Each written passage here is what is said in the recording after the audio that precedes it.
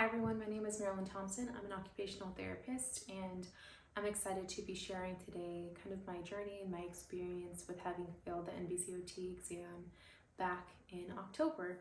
So just to get started, I have this journal called Let's Crush These Goals, Shall We? And this is kind of where I've been journaling about my experience and my journey with kind of studying for the NBCOT exam, where I'm at right now within my doctoral program at USC, and just kind of that mental journey it took and that I've been going through so far.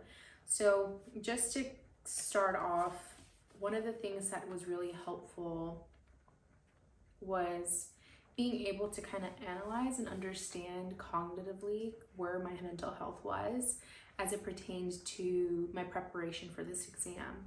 So just so you all know, I failed the NBCOT exam by 2 points in October, and I obtained the email notification around 3:33 a.m. on November 5th, 2020.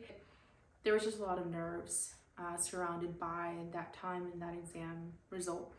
And as soon as I saw the results, it had said failed. I turned to my husband, who was laying down next to me, and informed him about that. And my nervous system and my brain was determining whether I would engage in fight, flight, or freeze mode. And I think my body and just my natural inclination was to go into fight mode. So I literally got out of bed and signed up on my computer, signed in, went on the NBCOT website and decided to register for paying for the application to sign up for the NBCOT exam again.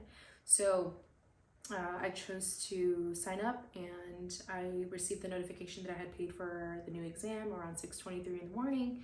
And then I kind of was nervous given that I needed to wait for a new authorization to test letter in order then to be able to register for the exam. So I didn't know whether that would be coming within that same week, 2 weeks. So I just kind of was a little bit anxious about that. However, legitimately, probably around 2:33 p.m. I received my letter, my ATT letter, in order to be able to sign up for my exam. And I'm not sure if that's typical for students who fail the first time or the second time or the third time when they get their ATT letters, but it was a pretty quick turnaround. And then I was able to go on the Prometrics website to sign up for the exam around 2:42 p.m. and signed up for a new testing date, which was December 2nd, 2020 at 8 a.m. So I say kind of that particular process and describe it in detail, given that I know maybe for many of you it may be a different experience. Maybe you need some time to process. Maybe you are thinking about just how you prepared and what you could have done differently. For me, I just was really certain that I wanted to take the exam again and that I wanted it to be an OT. So I knew in the back of my mind that I needed to follow the necessary steps in order to register for the exam date, because it gave me a deadline again of when I could retest. So now, having had that, I really tried to take inventory of what I did the first time around when I studied for the NBCOT exam. So really, I think I mainly focused on looking at the AOTA PDFs, looking at NBCOT Aspire, and kind of doing the different questions online. And I was able to also just interact with a couple of my peers in my program and talk about certain concepts and materials through using a therapy ed book. Now, one of the biggest things that I think would have been more helpful is having had a little bit more confidence as I studied through the content and the material, given that mentally I felt overwhelmed because I was in my doctoral program, and I was just navigating school while also studying, and then having to do kind of hours for my particular clinical residency site. So I think if I could have managed my time a little bit better there, it would have been helpful. But as it pertains to my mental space and how I felt about the exam itself, I think I would have been a little bit better prepared when I took the exam, because I've always been an anxious test taker.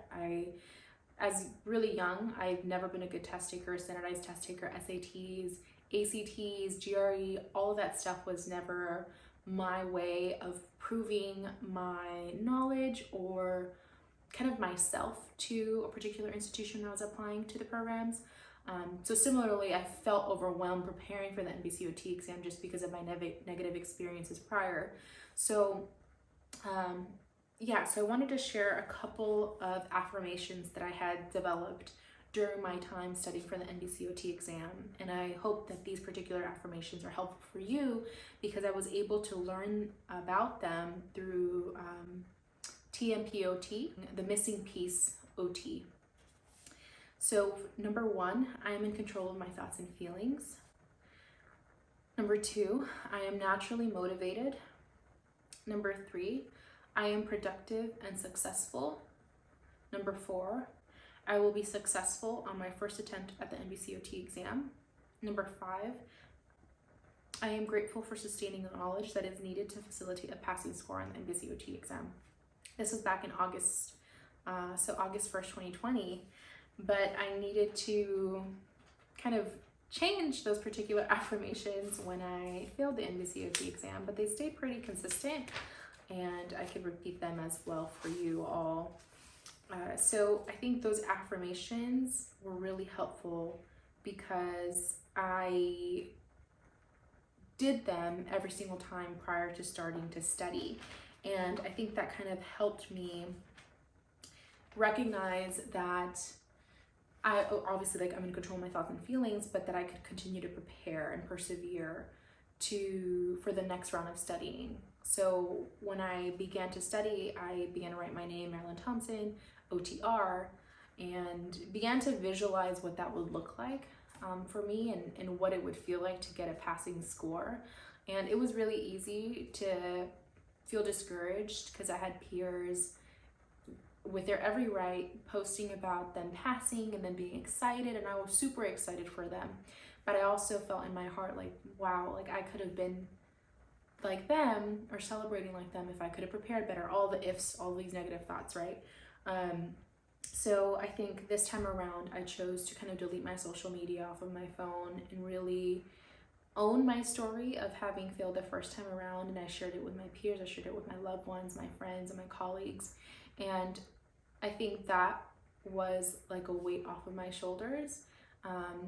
And after that particular experience, I felt like the community that I had helped me build the strength, helped me build the courage to continue the good fight of studying. And there were a couple of colleagues of mine who were really, really, really, really invested in me passing the second time around. And I'll put in clips of them when we were studying now. Did you hear that? You didn't hear it?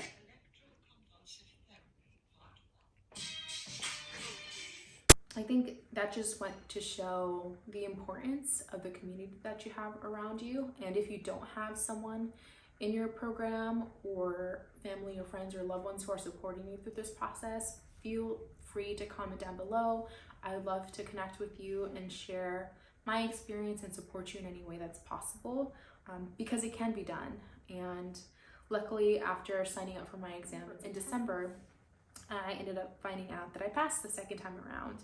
So this series is really going to be me sharing about the resources that I utilized, my experience with being an entry-level clinician, and also helping all of you know that you are capable, you are worthy, and you can do this. And I found really OT Mary, OT Exam Prepper, all of these other kind of OT people who share their particular journey really encouraging and really motivating. And I hope that throughout our journey together, I can continue to do that for y'all. And I just know that you can get it done. So continue to believe in yourself, reach out to people if you can. If not, comment down below, and let's fight this good fight so you can become an occupational therapist. Bye.